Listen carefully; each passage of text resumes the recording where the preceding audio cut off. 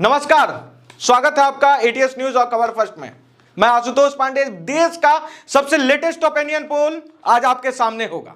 शुरुआत करेंगे तमिलनाडु से और खत्म करेंगे उत्तर प्रदेश की 80 के 80 लोकसभा सीटों की बात करेंगे। कहीं नहीं जाइएगा क्योंकि हर एक सीट इस देश के लिए महत्वपूर्ण है। तो सबसे पहले तमिलनाडु से शुरुआत करते हैं। 39 लोकसभा सीट का यह राज्य है। मैं आपको बता दूं कि डीएमके को 39 में से 17, वहीं एआईडीएमके 39 में 4, बीजेपी भी यहां पे 4 सीट लेकर आ रही है, कांग्रेस को 8 और अदर 6 सीट। तैसे 39 में अभी चलेंगे। हमारे साथ जुड़े हुए हैं अभिषेक तिवारी जी, जो एडिटर एंड चीफ हैं एटीएस न्यूज के। सबसे पहले स्वागत है सर। तमिलनाडु में बीजेपी को 4 सीट आ रहा है, इसको आप किस तरह से देख रहे हैं? और सर्वे किस तरह का सर्वे रहा तमिलनाडु में? हर वो विश्लेषण बताइए जो हमारे दर्शकों के लिए जरूरी है। नमस्कार आशुतोष जी और सभी दर्शकों को प्रणाम। ये लोकसभा का ओपिनियन पोल जो हमने किया है, जिसका सैंपल साइज मैं दर्शकों को समझा दूं कि लगभग 80,000 लोगों से बातचीत का सैंपल साइज है हमारा पूरे देश में। और आशुतोष जी को आप लोग पहले भी देख चुके हैं, ये हमारा ग्राउंड वर्क करते हैं हमारे लिए। देखिए आशुतोष जी, मैं आपको कुछ गोल्डन सीट्स बताता हूं तमिलनाडु में। देखिए, मैं वोट शेयर पर ज्यादा फोकस रहता हूं। आप जानते हैं शुरू से हमारे और आपके बीच जब बात होती है कि कितनी सीटें आएंगी, मेरे लिए महत्वपूर्ण है कि क्या तमिलनाडु में भारतीय जनता पार्टी जो एक किला है उस किले को भेद रही है, उस किले का पहला दरवाजा तोड़ रही है। तो उसका उत्तर हाँ है। मैं हमेशा अपने दर्शकों को बोलता हूं कि भारत में 2 पद यात्रा या रथ यात्रा, जो भी आप कहें, महत्वपूर्ण रही है। एक एलके आडवाणी ने जब प्रभु श्री राम लला के लिए रथ यात्रा निकाली तो वो पूरे नॉर्दर्न इंडिया में उसका इंपैक्ट ये रहा कि राष्ट्रवाद प्लस धर्म, रामलला के रथ पर सवार होकर के बीजेपी 2 से 90 सीटों तक पहुंची। दूसरी पद यात्रा के अन्नामलाई ने की है पूरे तमिलनाडु में, जहां पर उन्होंने बेबाकी से यह भी कहा कि हमारी जब सरकार बनेगी तो मंदिरों के सामने जो पेरियार की मूर्तियां उसे हम हटा देंगे। यह अपने आप में बहुत बड़ा रिमार्क था। और हर पदयात्रा में उनका समर्थन बढ़ता रहा। जैसे जैसे पदयात्रा आगे चलती रही, जन समर्थन और वृहद होता गया। अब कुछ सीटें हैं जिसको लेकर के मैं आपको बताता हूं। देखिए, इस वक्त जो हमारे पास आंकड़े हैं जिस पर बहुत अच्छा परफॉर्म करेगी, जीतेगी या नहीं उसको लेकर के मैं 2 सीटों के बारे में तो कंफर्म हूं कि 100% जीत रही है।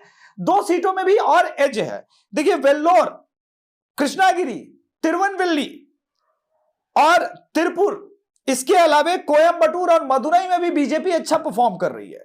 लेकिन कोयंबटूर और वेल्लूर की एक ऐसी सीट है जहां पर sure shot Bharatiya Janata party बढ़त बनाते हुए नजर आ रही है, जहां पर ठीक ठाक मार्जिन मिलता हुआ नजर आ रहा है। यानी कोयंबटूर से के अन्नामलाई साहब भी स्वयं चुनाव जीतते हुए नजर आ रहे हैं। आशुतोष, अभिषेक जी, जो द्रविड़ पॉलिटिक्स तमिलनाडु में वर्षों से चला आ रहा है, उसको किस तरह से बीजेपी इस बार टैकल कर रही है? और साथ ही साथ जो संस्कृत और तमिल भाषा को लेकर भी जो राजनीति तमिलनाडु में होते आ रहा है, उसको किस तरह से नरेंद्र मोदी इस बार देख रहे हैं और क्या है तोड़ इसका?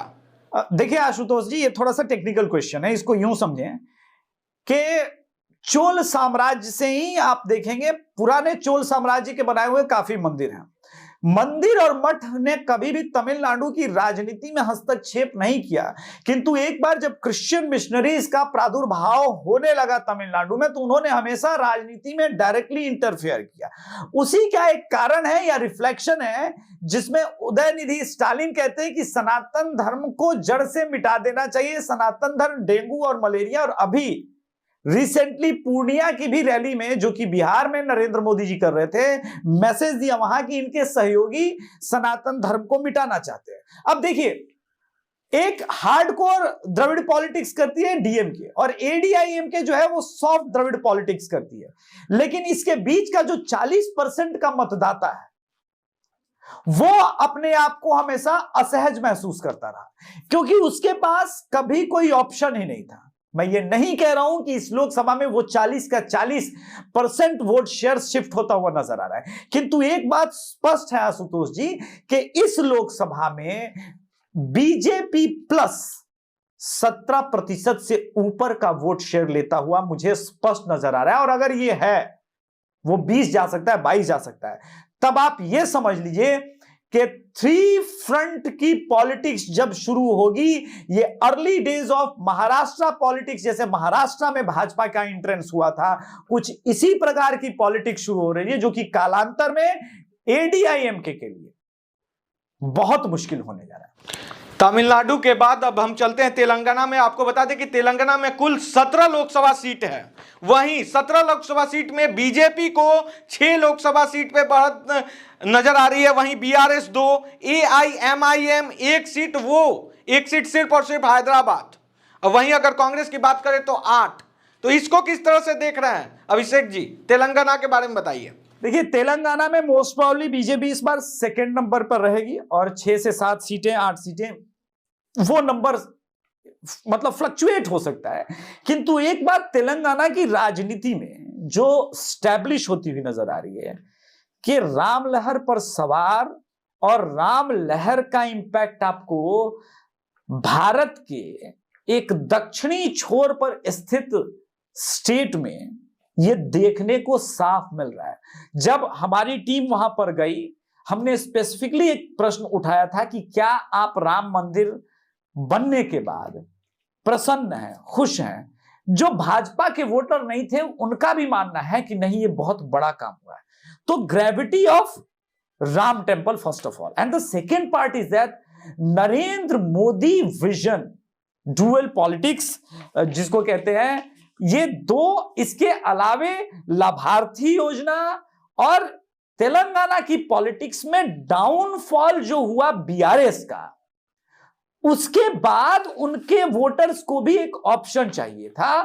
वो ऑप्शन देखिए, अगर विधानसभा में भी बीजेपी ने अच्छे से पहले कैंडिडेट सेलेक्ट किए होते और वो अच्छे से फाइट होती, तो कांग्रेस को मुसीबत हो सकती है। कांग्रेस को वो वोटर वोट कर गए जो भाजपा को वोट करना चाहते थे लोकसभा में, लेकिन विधानसभा में बीजेपी वहां पर ऑप्शन अच्छे से नहीं बन पा रही थी, तो वहां पर वो वोट शिफ्ट हुआ। लेकिन इस बार लोकसभा का चुनाव है, मोदी के नाम पे वोट पड़ना है, राम मंदिर के नाम पर वोट पड़ना है, डेवलपमेंट के नाम पर वोट पड़ना है, जिस प्रकार से नितिन गडकरी ने सड़कें बनाई उस नाम पर वोट पड़ना है।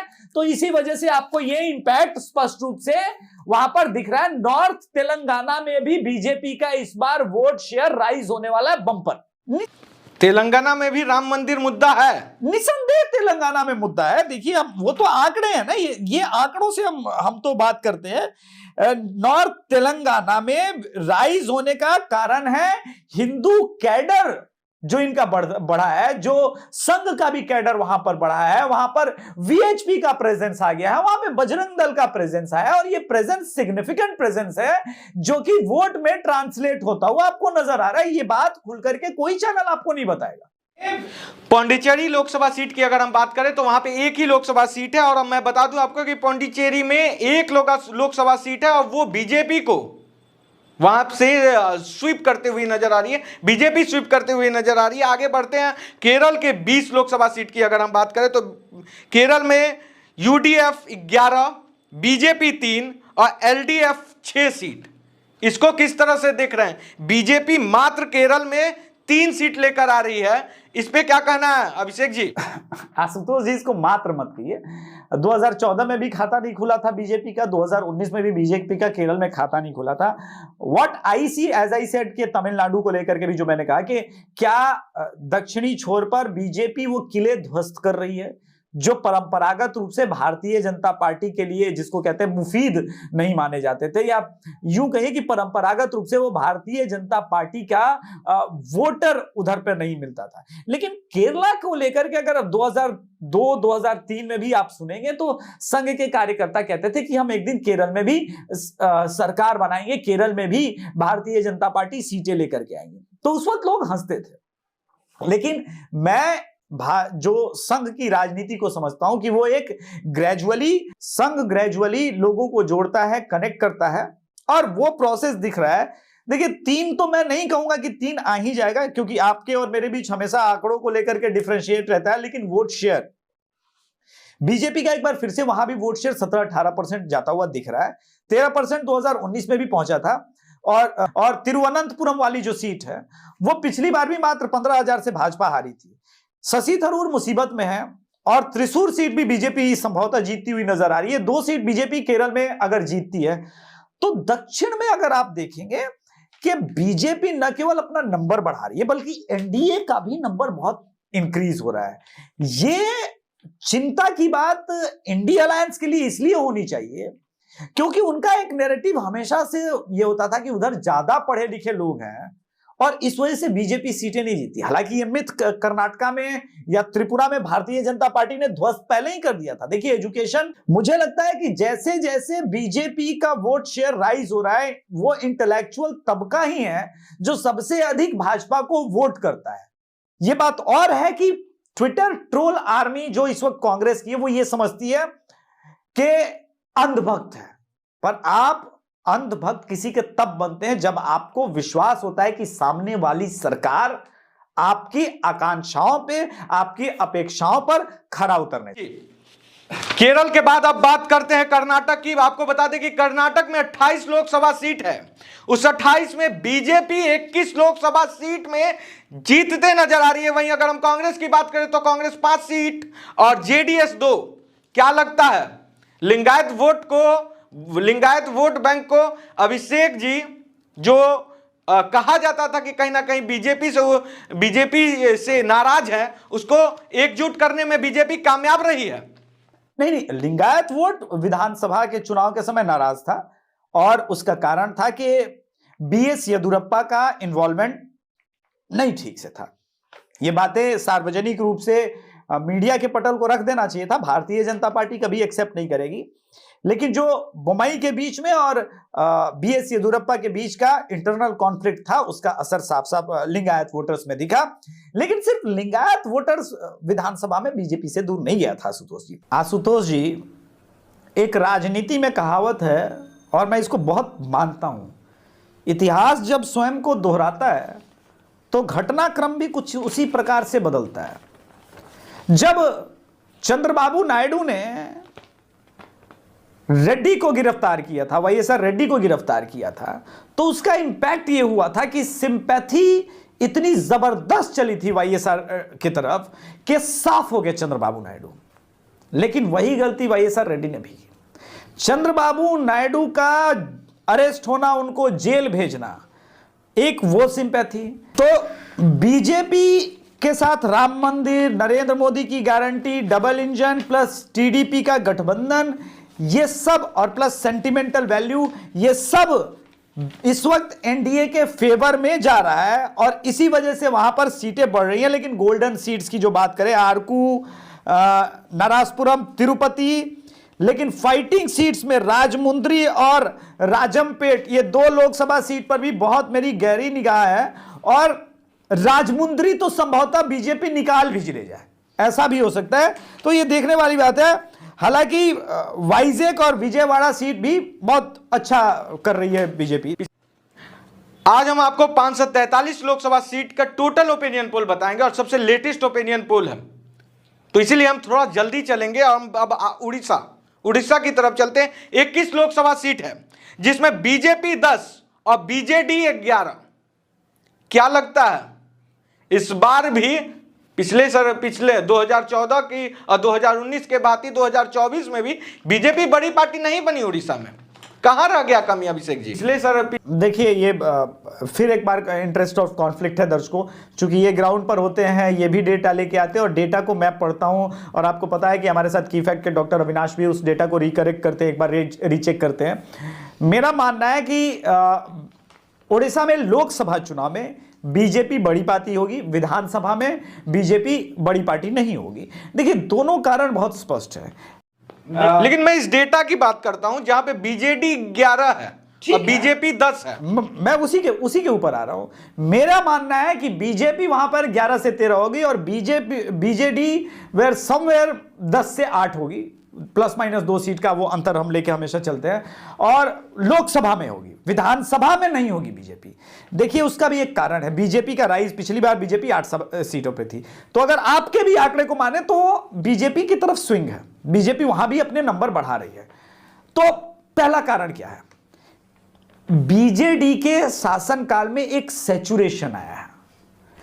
क्योंकि जब आप लंबे शासनकाल में होते हैं आशुतोष, तो आपके पास धीरे धीरे नया करने को कुछ होता नहीं है। आप पुराने वादों पे, पुरानी बातों पे टिके रहते हैं, वही आपके प्रचार प्रसार का शैली होता है। दूसरी बात, मैंने कहा कि पहले मंदिर और मठ, या हिंदू टर्म में मुझे कहना चाहिए धर्मगुरु, राजनीति में इन्वॉल्व नहीं होते थे, वो हो रहे हैं। तीसरा, क्रिश्चियन मिशनरीज के बढ़ते हुए प्रभाव के रिवर्स काउंटर हिंदुओं में होना शुरू हुआ है और उनको बीजेपी एक विकल्प के रूप में दिखने लगी है।